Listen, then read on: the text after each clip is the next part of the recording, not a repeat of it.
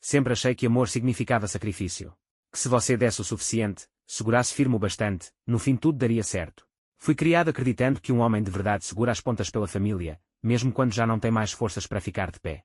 Então não, eu nunca imaginei que seria o amante dela quem escreveria para mim. Quando a crise bateu e perdi meu emprego na agência, não reclamei. Só comecei a acordar mais cedo e voltar mais tarde, carregando caixas no depósito durante o dia, dirigindo por aplicativo à noite. Perdi aniversários. Perdi jantares. Mas nunca perdi um boleto.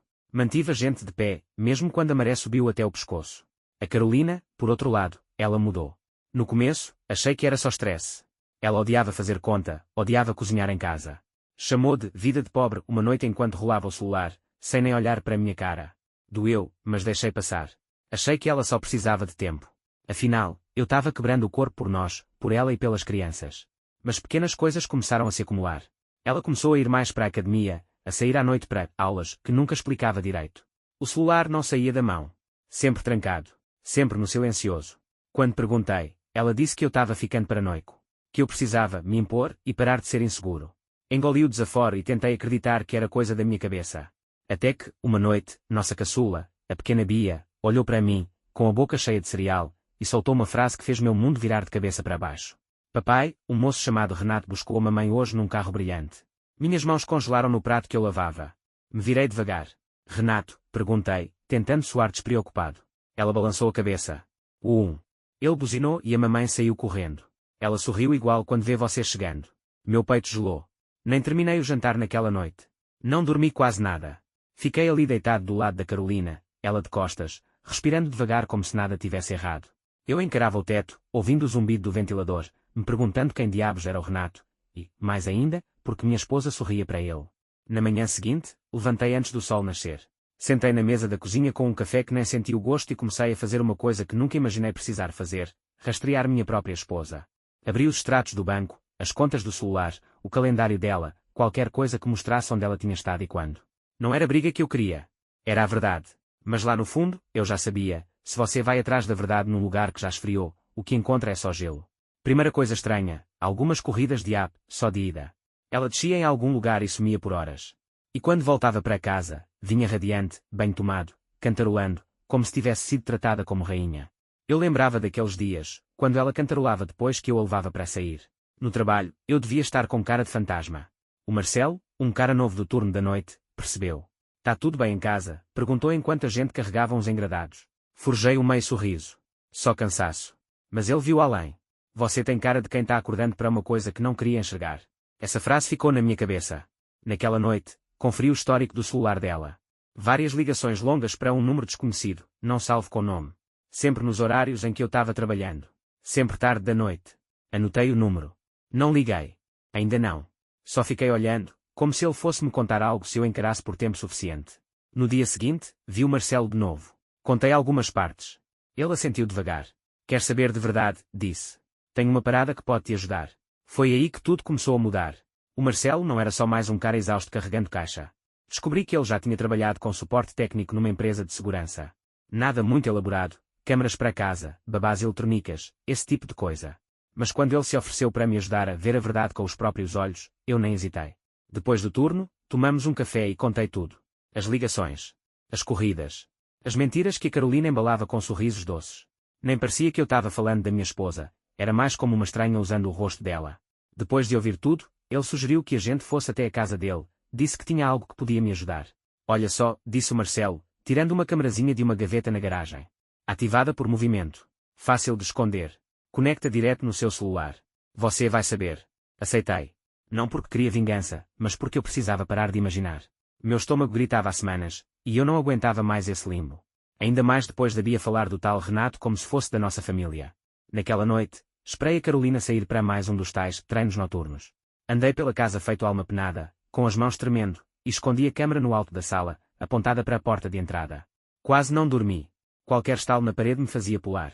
2 dias depois, veio a notificação enquanto eu empilhava caixas, movimento detectado, sala. Meu coração disparou. Deixei cair o que estava segurando, saí para o lado de fora e abri o vídeo. Lá estava ela, Carolina, rindo. E então ele entrou. Um cara alto, seguro, bem arrumado. Ela entregou uma bebida para ele, vestindo minha camiseta preferida, aquela que ela sempre roubava da minha gaveta e usava para dormir, quando a gente ainda era feliz. Sentaram no sofá. Ela se enroscou nele como se fosse hábito. Vi os dois sumirem no corredor, indo para o nosso quarto. E juro, naquele momento, algo dentro de mim não só quebrou, virou pedra. Não voltei para casa naquela noite. Dirigi até minhas mãos travarem no volante, sem rumo, só me movendo. Acabei estacionado perto de um mirante do sol antigo onde a Carolina e eu costumávamos ir, antes de termos filhos. Quando ainda conversávamos como melhores amigos, e não como dois estranhos dividindo as tarefas do dia. Fiquei lá por horas, motor desligado, celular no silencioso, com a traição passando em loop na minha cabeça como um filme ruim que não dá para desligar. Em algum momento devo ter cochilado, porque quando abri os olhos já tinha sol atravessando o para-brisa, e uma batida no vidro. Era o Marcelo, com 2 cafés na mão. Você não respondeu minhas mensagens, disse ele, entrando no banco do carona. Eu não tinha energia para falar. Só peguei o copo e fiz que sim com a cabeça, grato pelo silêncio que veio depois. Depois de um tempo, finalmente perguntei, espera, como é que você me achou? Ah, deixa para lá. Você já achou que conhecia alguém por inteiro, e depois percebeu que não conhecia nada. Marcelo soltou um suspiro. Já. E não terminou bem. Ficamos ali, 2 homens cansados, com a cabeça cheia e sem saber para onde ir. Sem julgamentos. Sem conselhos. Só compreensão mútua. Aquilo foi mais do que a Carolina tinha-me dado em meses. Mais tarde, naquela manhã, fui direto para a casa da minha mãe. Bati na porta com a Bia e o Lucas, o irmão mais velho, no banco de trás. Quando ela abriu, o olhar dela se encheu de preocupação na hora. A mamãe e o papai brigaram, eu disse, me abaixando para falar com os dois. Então a gente vai ficar um tempinho na casa da vovó. Bia só balançou a cabeça. Lucas desviou o olhar. Abracei os dois forte, e pela primeira vez em dias, deixei as lágrimas caírem, não por fraqueza, mas porque segurar a dor já estava pesando mais do que senti-la. Depois de deixar as crianças com minha mãe, voltei sozinho para casa. Era começo da tarde. Carolina não estava, provavelmente no yoga, ou talvez com o Renato, brincando de casalzinho num hotel qualquer enquanto a nossa casa seguia vazia, e quando? Andei pelos cômodos como se estivesse invadindo minha própria vida. O cheiro do perfume dela ainda pairava no ar, suave e cortante ao mesmo tempo. A caneca de café estava na pia. Os sapatos, aqueles que dei de presente de Natal, largados de qualquer jeito perto da porta. Não mexi em nada. Ainda não. Em vez disso, sentei na mesa da cozinha e abri meu notebook. Entrei em todas as contas, aplicativos, extratos que consegui acessar. Não fazia ideia do quanto ela vinha gastando, de como tinha perdido o controle. Cobranças de hotéis em fins de semana em que eu estava virando noite no trabalho. Agendamentos em spa de luxo, nos mesmos lugares que ela dizia não poder pagar. E presentes, não para mim, nem para as crianças, para ele. Para o Renato. Relógios de marca. Pasta de couro. Até perfume caro. Tudo comprado com o nosso dinheiro. O mesmo que eu ganhava empilhando caixa enquanto ela reclamava de ter que dirigir um carro velho. Criei uma pasta no computador. Nomeei, verdade. Prints. Datas. Comprovantes. Os vídeos que o Marcelo me ajudou a baixar da câmara. Joguei tudo ali, como provas de um caso que eu nunca quis abrir. No fim da noite, eu já tinha material suficiente para destruir a fantasia onde ela se escondia. Imprimi alguns arquivos. Coloquei tudo num pendrive. Não para humilhar. Nem para machucar. Só para mostrar que eu não era cego. Nem fraco. Eu só tinha sido fiel, à pessoa errada. E agora, eu tinha terminado o papel de figurante nessa história. Esperei por ela. Não liguei. Não mandei mensagem. Só fiquei sentado na sala, firme como pedra, o pendrive na mão e a pasta aberta no notebook atrás de mim. Cada barulho lá fora dava um nó no estômago. Mas não era nervosismo, não exatamente. Era firmeza. Frieza, talvez. Mas firmeza. Por volta das 20h30, a porta se abriu. Carolina entrou rindo. Não estava no telefone. Nem tentando disfarçar. Só rindo alto, daquele jeito despreocupado que eu não via há anos.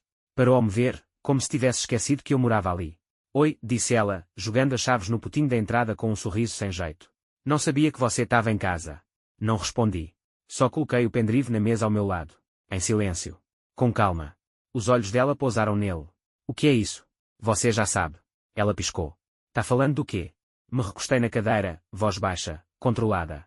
Você achou que eu ia ser seu escravo para sempre. O rosto dela mudou na hora, como se uma máscara tivesse rachado.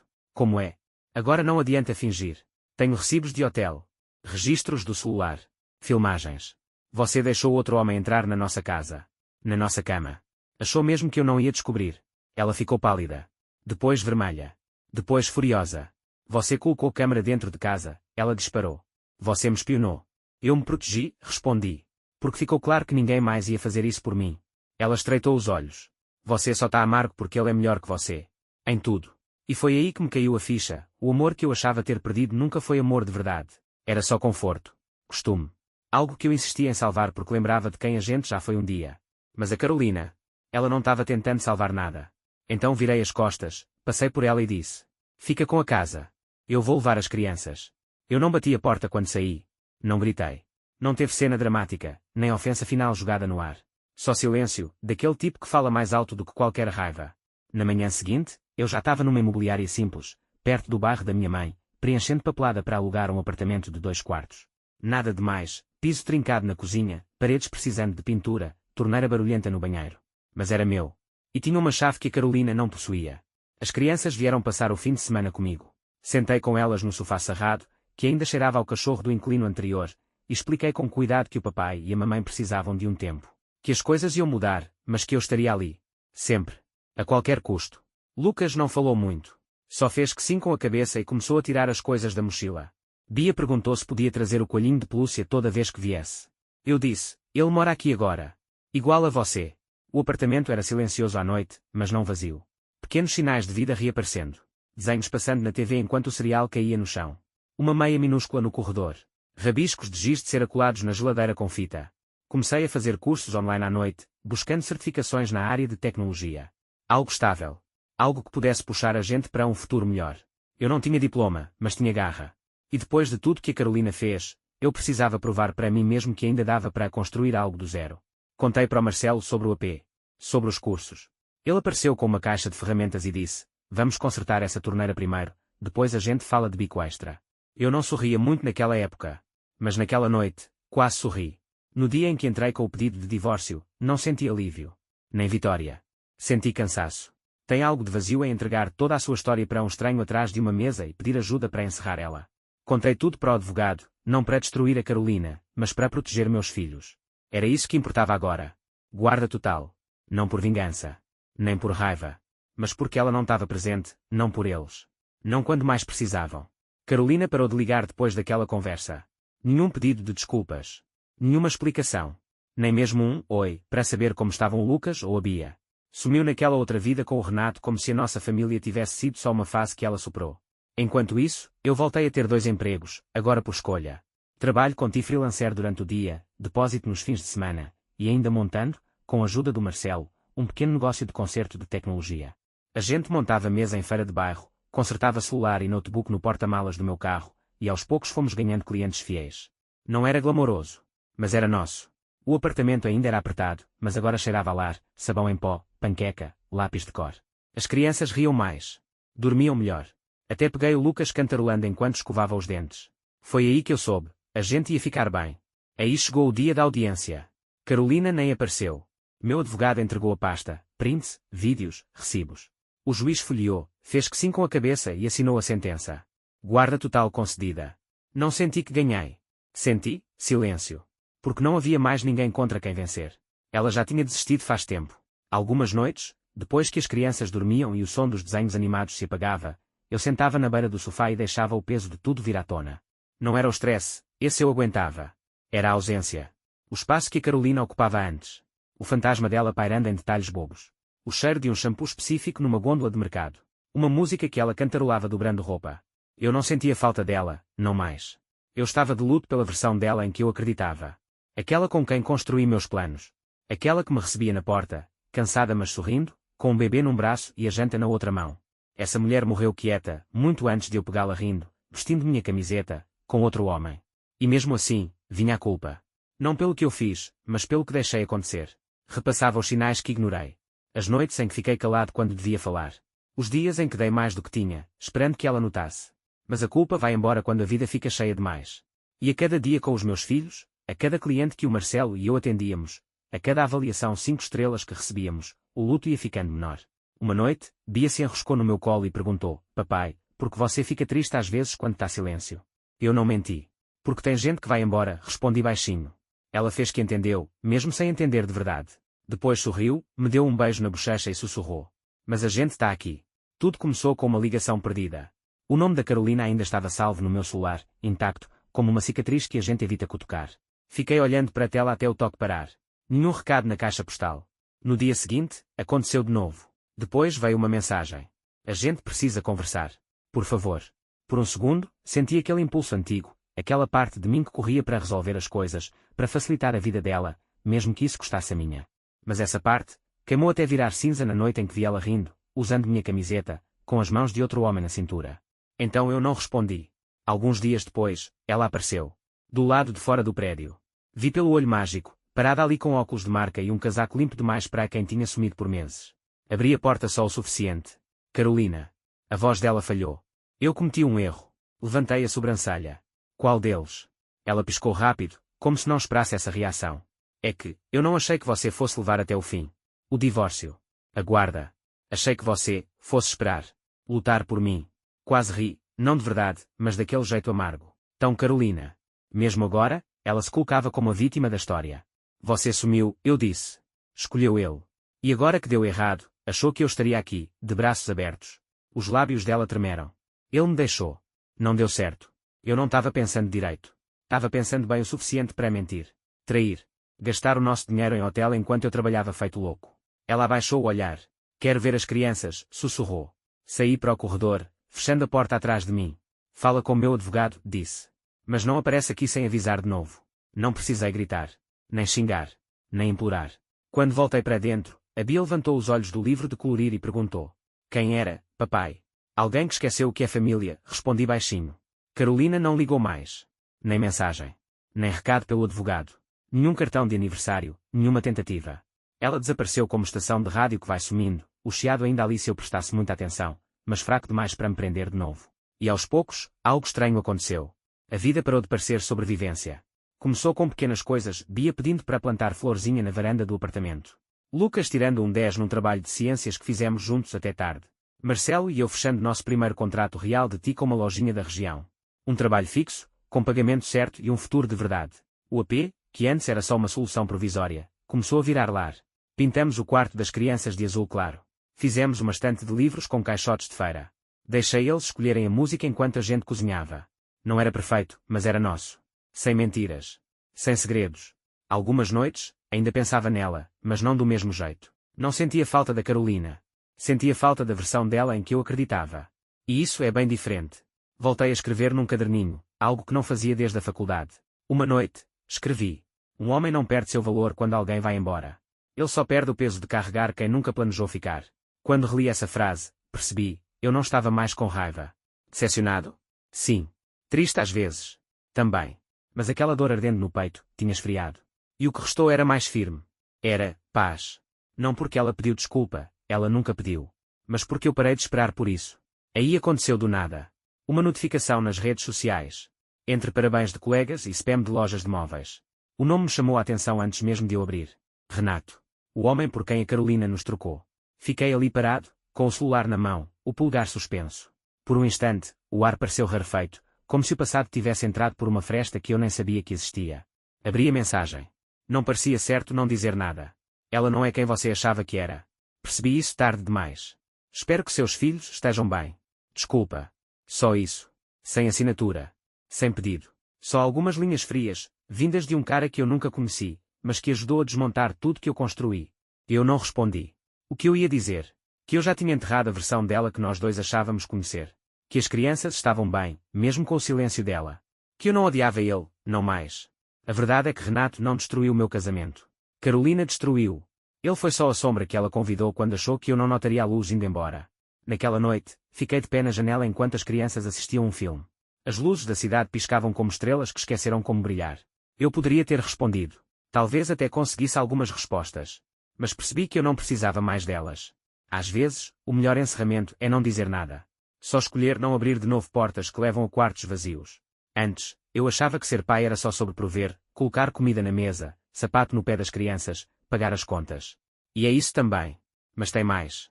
Ser pai é ser a voz firme no meio da tempestade. É estar presente, não só quando é fácil, mas principalmente quando é difícil. Hoje, todo dia eu acordo com o som das tigelas batendo e risadinhas vindo da cozinha.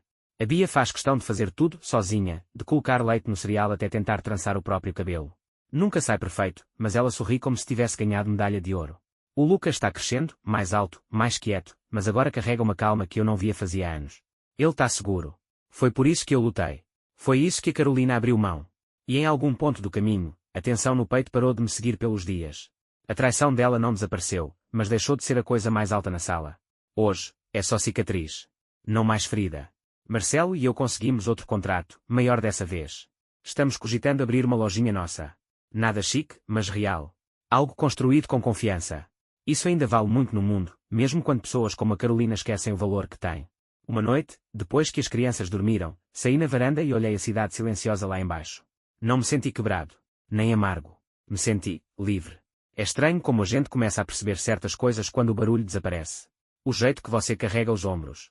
As marcas ao redor dos olhos que não existiam antes. A confiança silenciosa que não precisa ser anunciada, só aparece ali, no jeito de segurar a mão do filho ou consertar uma torneira sem amaldiçoar o mundo. Me olhei no espelho, uma manhã dessas, enquanto fazia a barba, e não vi mais o mesmo homem que a Carolina deixou para trás. Ele se foi. E, sinceramente, ainda bem. Aquele cara, ele tolerava demais. Justificava mentira. Ignorava sumiços. Culpava a si mesmo por coisas que nunca foram culpa dele. Achava que se trabalhasse mais, amasse mais, aguentasse mais, ela ia voltar a ser quem era. Mas aquilo não era amor. Era autoaniquilação. Agora, eu acordo sabendo exatamente quem sou. Um pai. Um provedor.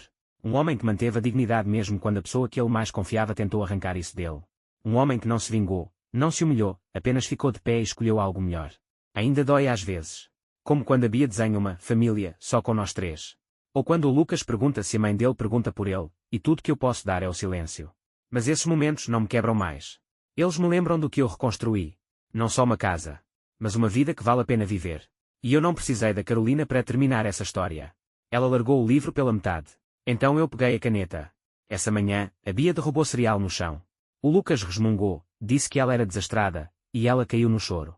Nada demais, só uma bagunça comum entre irmãos. Mas quando me ajoelhei para limpar, com uma criança chorando num braço e o rolo de papel no outro, senti algo que não sentia há muito tempo.